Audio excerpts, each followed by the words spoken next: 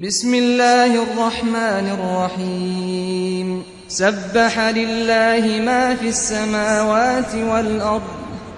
وهو العزيز الحكيم له ملك السماوات والأرض يحيي ويميت وهو على كل شيء قدير هو الأول والآخر والظاهر والباطن وهو بكل شيء عليم هو الذي خلق السماوات والأرض في 6 أيام ثم استوى على العرش يعلم ما يلج في الأرض وما يخرج منها وما ينزل من السماء وما يعرج فيها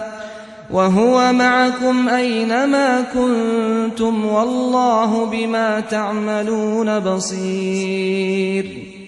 له ملك السماوات والأرض وإلى الله ترجع الأمور يولج الليل في النهار ويولج النهار في الليل وهو عليم بذات الصدور آمنوا بالله ورسوله وأنفقوا مما جعلكم مستخلفين فيه فالذين آمنوا منكم وأنفقوا لهم أجر كبير وما لكم لا تؤمنون بالله والرسول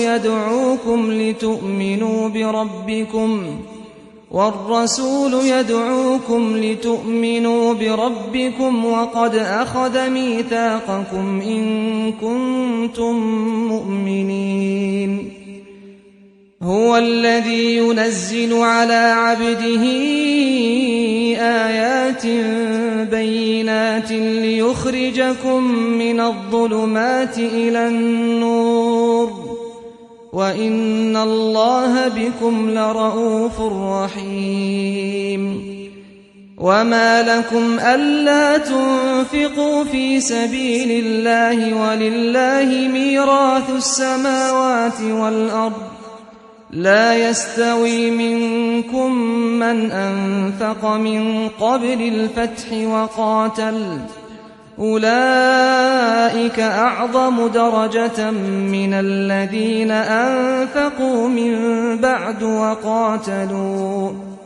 وكلا وعد الله الحسنى والله بما تعملون خبير من ذا الذي يقرض الله قرضا حسنا فيضاعفه له وله أجر كريم يوم ترى المؤمنين والمؤمنات يسعى نورهم بين أيديهم وبأيمانهم بشراكم اليوم جنات تجري من تحتها الأنهار خالدين فيها ذلك هو الفوز العظيم يوم يقول المنافقون والمنافقات للذين آمنوا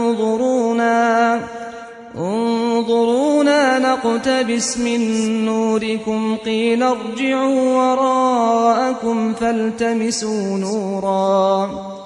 فضرب بينهم بسور له باب باطنه فيه الرحمة وظاهره من قبله العذاب ينادونهم ألم نكن معكم قالوا بلى ولكنكم فتنتم أنفسكم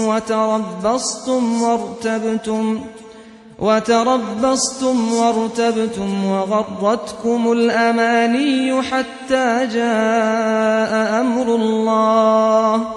وغركم بالله الغرور فاليوم لا يؤخذ منكم فدية ولا من الذين كفروا مأواكم النار هي مولاكم وبئس المصير ألم يأن للذين آمنوا أن تخشع قلوبهم لذكر الله وما نزل من الحق ولا يكونوا كالذين أوتوا الكتاب من قبل فطال عليهم الأمد فقست قلوبهم وكثير منهم فاسقون اعلموا أن الله يحيي الأرض بعد موتها قد بينا لكم الآيات لعلكم تعقلون إن المصدقين والمصدقات وأقرضوا الله قرضا حسنا يضاعف لهم ولهم أجر كريم والذين آمنوا بالله ورسله أولئك هم الصديقون والشهداء عند ربهم لهم أجرهم ونورهم والذين كفروا وكذبوا بآياتنا أولئك أصحاب الجحيم اعلموا أنما الحياة الدنيا لعب ولهو وزينة وتفاخر بينكم وتكاثر في الأموال والأولاد كمثل غيث أعجب الكفار نباته ثم يهيج فتراه مصفرا ثم يكون حطاما وفي الآخرة عذاب شديد ومغفرة من الله ورضوان وما الحياة الدنيا إلا متاع الغرور سابقوا إلى مغفرة من ربكم وجنة عرضها كعرض السماء والأرض أعدت للذين آمنوا بالله ورسله ذلك فضل الله يؤتيه من يشاء والله ذو الفضل العظيم ما أصاب من مصيبة في الأرض ولا في أنفسكم إلا في كتاب من قبل أن نبرأها إن ذلك على الله يسير لكي لا تأسوا على ما فاتكم ولا تفرحوا بما آتاكم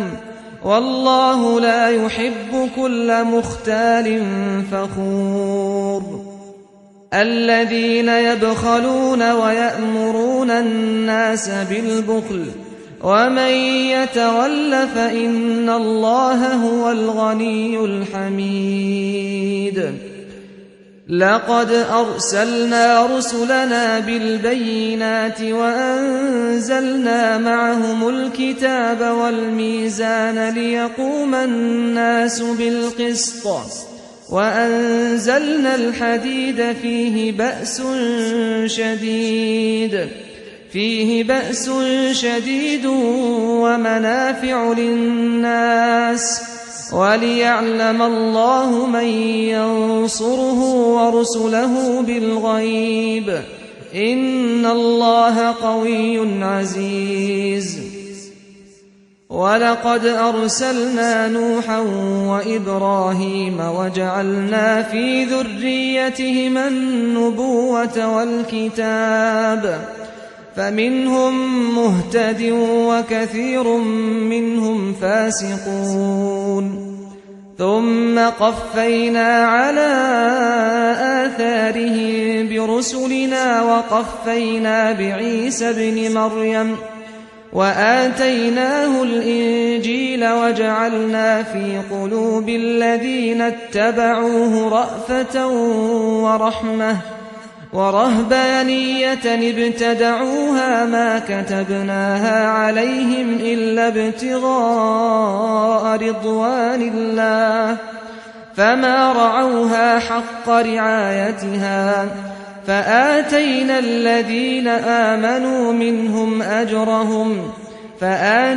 الذين آمنوا منهم أجرهم وكثير منهم فاسقون يا أيها الذين آمنوا اتقوا الله وآمنوا برسوله يؤتكم كفلين من رحمته ويجعل لكم نورا